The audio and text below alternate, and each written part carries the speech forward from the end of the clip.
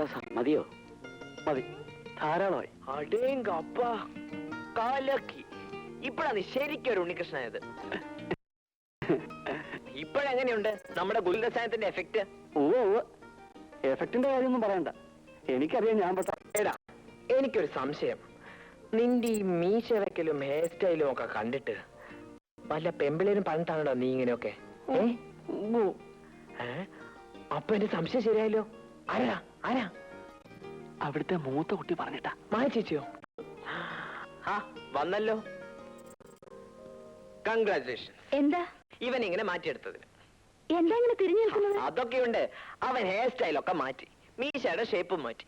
എന്താ സ്റ്റൈല്! ഇങ്ങോട്ട് തിരിഞ്ഞേ.